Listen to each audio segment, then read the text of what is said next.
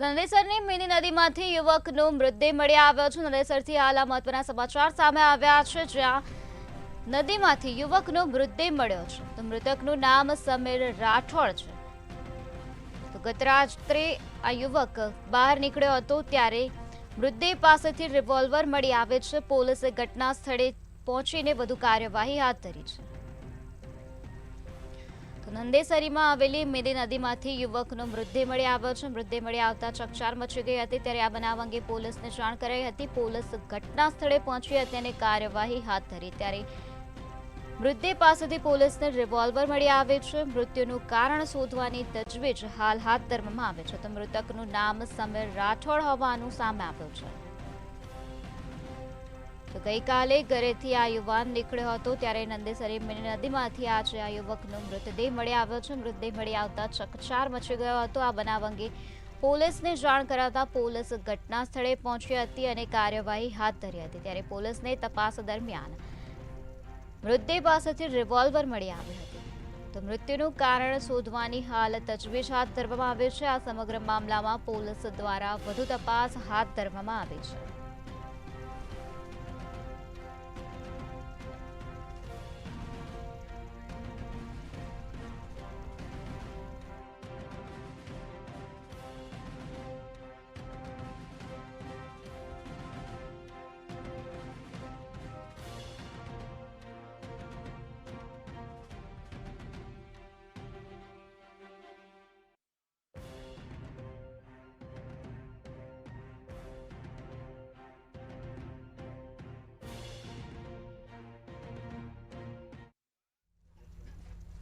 જૂનાગઢથી હાલ મહત્વના સમાચાર સામે આવ્યા છે। જૂનાગઢ પોલીસ તોડકાંડ મામલો હાલ પ્રકાશમાં આવ્યો છે। તો પોલીસ તોડકાંડ મામલાને લઈને હાલ મહત્વના સમાચાર મળ્યા છે, જેમાં આરોપી તરલ ભટ્ટની મુશ્કેલીમાં વધારો જોવા મળી રહ્યો છે।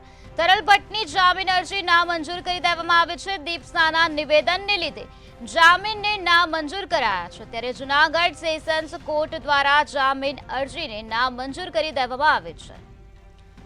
જૂનાગઢ પોલીસ તોડકાંડના મામલામાં મહત્વના સમાચાર હાલ પ્રાપ્ત થયા છે, જેમાં તરલ ભટ્ટની જામીન અરજીને નામંજૂર કરી દેવામાં આવે છે। તરલ ભટ્ટની મુશ્કેલીમાં વધારો થયેલો જોવા મળી રહ્યો છે।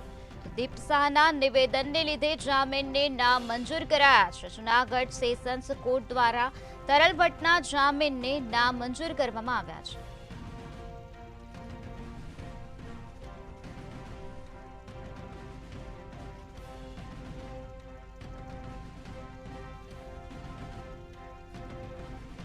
આજ મુદ્દે વધુ માહિતી આપવા માટે આપણી સાથે સંવાદદાતા અમર બખાઈ જોડાઈ ગયા છે। જી અમર, જૂનાગઢ પોલીસ તોડકાંડના મામલામાં આરોપી તરલ ભટ્ટની મુશ્કેલીમાં વધારો થયેલો જોવા મળી રહ્યો છે, શું છે વધુ વિગત? બિલકુલ નિરાલી, જે રીતે દિવસે ને દિવસે તરલ ભટ્ટની મુશ્કેલીમાં વધારો થઈ રહ્યો છે ને વધુ એક જે સામે આવ્યું છે, જેમાં તરલ ભટ્ટના જે જામીન અરજી જૂનાગઢની સેશન કોર્ટની અંદર મૂકવામાં આવ્યા હતા અને કોર્ટ દ્વારા તેમના જામીન છે તે નામંજૂર કરવામાં આવ્યા છે। વિગતવાર વાત કરવામાં આવે તો ગત 28 ફેબ્રુઆરીના રોજ તરલ ભટ્ટના સાગરીત એવા દીપ શાહને એટીએસ દ્વારા જૂનાગઢની કોર્ટમાં રજૂ કરાયો હતો અને હાલ તે પણ જેલ હવાલે છે ને જે તરલ ભટ્ટનો જે સાગરીત છે દીપ શાહ, તેમના દ્વારા અનેક નિવેદનો આપવામાં આવ્યા છે। બીજી તરફ અનેક પુરાવાઓ છે તે દીપ શાહ પાસેથી મળ્યા છે, જેને લઈને તરલ ભટ્ટની મુશ્કેલીમાં વધારો થયો છે।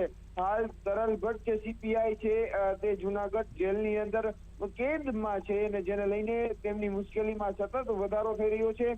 ત્યારે વધુ એક ઝટકો તેમને લાગ્યો છે અને જેમાં તેમના વકીલ દ્વારા કોર્ટમાં જામીન અરજી મૂકવામાં આવી હતી, પરંતુ કોર્ટ દ્વારા સમગ્ર નિવેદનો અને જે સમગ્ર મામલો જોતા તરલ ભટ્ટના જામીન છે તે નામંજૂર કર્યા છે। નિરાલી। જી અમર, સમગ્ર માહિતી આપવા બદલ આભાર। તો જૂનાગઢ સેશન્સ કોર્ટ દ્વારા આ પ્રકારનો નિર્ણય લેવામાં આવ્યો છે। જૂનાગઢ સેશન્સ કોર્ટ દ્વારા તરલ ભટ્ટની જામીન અરજીને નામંજૂર કરી દેવામાં આવે છે। જૂનાગઢ પોલીસ તોડકાંડના મામલામાં આરોપી તરલ ભટ્ટની મુશ્કેલીમાં વધારો જોવા મળી રહ્યો છે।